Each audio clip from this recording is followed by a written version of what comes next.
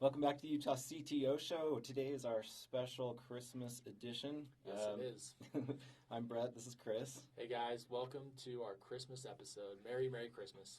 Yeah, and we hope that this season everybody is thinking about giving back. I know that that's what we're thinking about, and that's what we're talking about today. I know that personally, I don't know that I'm giving enough this season. That's always the question, right? You sit back and you reflect and think, man, could I have done more? Could I have given more? Who else needs some help? But I think it's not too late, right? There's certainly something else that we could all do. I'm curious, Brett, just given that it's Christmas and we often talk about our companies, I've seen recently on LinkedIn a bunch of companies giving back to the community, right? I think recently we saw Weave. Shout out to Clint Berry, CTO over there, former guest on our podcast. They did a big food drive. Friend of the show. Friend of the show. Yeah, yes. Big food drive, yeah. Yeah, they did a huge food drive, right? And I thought that was really neat that they got out to the community. They did a big food drive. They got all their employees to do that. I know at Workfront we have a big a big service day that we do this time of year. Right, and at Banyan we did the book drive that. That's right, the Startup Santa.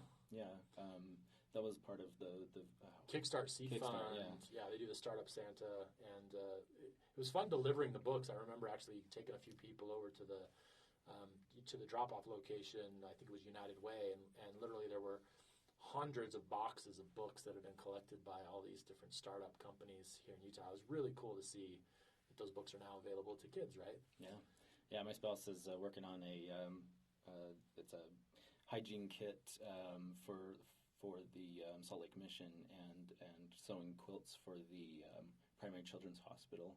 They're going to do that at the Discovery Gateway Children's Museum where my wife works. Oh, that's awesome. Yeah, I remember my grandfather.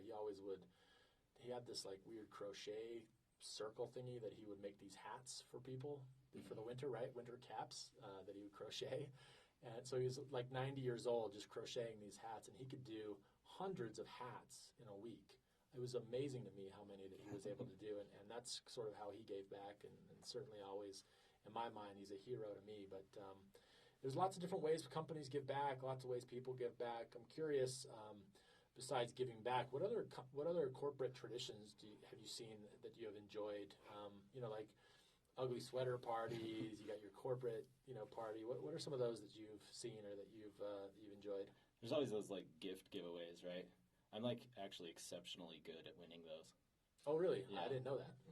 But I cheat. Is this like the white elephant, like you pass it around, or? No, it's kind of more like at least at Banyan Solution Reach, where I've worked in the past, they've had just kind of like a holiday giveaway and like a raffle, and you just put your tickets into whatever box that that you're going for or whatever. So you maybe get 20 tickets or something. You throw them all in the box for the big TV that you want or something. Yeah. So that's funny because I don't think that I'm that good at it, but my wife is definitely good at it. We've won like 4 different TVs at these Christmas parties. I think we still have one in the house that was one that we won. In fact, Banyan, we had one that it was like my first 2 months in, and I win a TV at the Christmas party. That's awesome. Yeah, I had that same experience. So I won the grand prize at Solution Reach, which was a trip anywhere we wanted to in the contiguous United States. Wow. And Canada maybe, but we ended up going to like Portland or something. Awesome. That's pretty cool. That's a big win. But yeah, I think 2 or 3 years in a row at Banyan I won something. That's awesome. I felt bad, but you want to know the trick? What's the trick? You wait until the end and put your raffle ticket on top. Maybe fold it up a little bit so that it's easier to grab.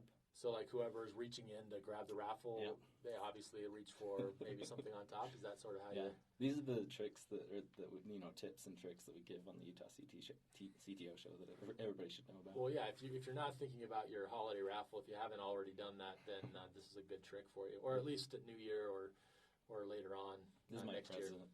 To our listeners. Well, yeah. You're always so giving, Brett. Right. So one of the interesting thoughts that I had around the different traditions around holidays like Christmas are how does it affect your remote employees? Yeah. And without getting too deep into this, it was something that was on my mind because if you're a remote employee, you often miss out on the corporate events, the giving, the the food drives, things like that. How have you seen companies deal with that? Yeah, well, I mean, I just want to say too, it just seems like that offshoring and even just the way that tech companies in general try to get a diverse employee base. You do actually see a lot of this, and not just necessarily in offshoring. And I think one of the best things, or the thing that I like the most, is just sharing kind of, the traditions that people follow and learning other people's kind of traditions or ideas. And working with our remote team at Banyan, I think was really great. We kind of learned a lot more about Diwali and like maybe Holi and a couple of other holidays because we were working with a team out of India. And it's kind of funny because, you're like, oh, we've got these U.S. holidays off and they're the kind of the set ones or whatever that maybe apply most to America or whatever. But those days are different in India, and so they'd maybe have a day off, or maybe we were expecting them to work through a holiday that we didn't realize that they were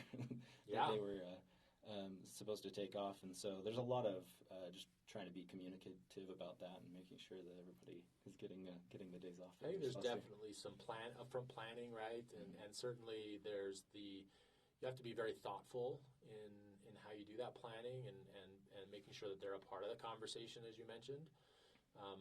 Remote employees and offshore employees, no matter where they are, right, can easily start to feel like they're not a part of the team. And then generally communication is lacking. The commitment can drop a little bit.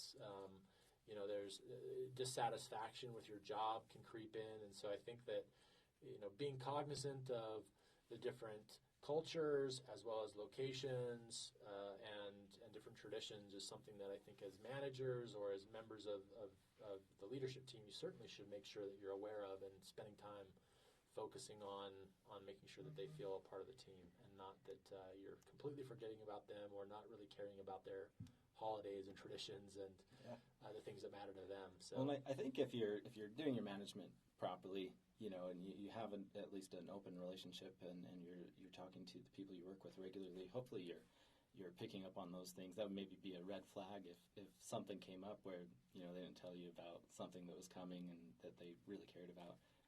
So that might be a time to reflect and reevaluate. Oh yeah, definitely. I think that it's a really good thing when you have a team that feels like that you care about them and that you are supporting them and that you are including them in those decisions and making them a part of the team. They definitely give, from my own experience, they give more of themselves as they realize that you do care about them and are a part of that. So we're very happy today that it's Christmas. We're not working. We're with our families. This is just such a great time of year. We love to give back. We love that so many companies are giving back. I think this is a great time of year to do that. And really appreciate you guys supporting the podcast. Yeah, thank you so much. Happy holidays. Merry Christmas.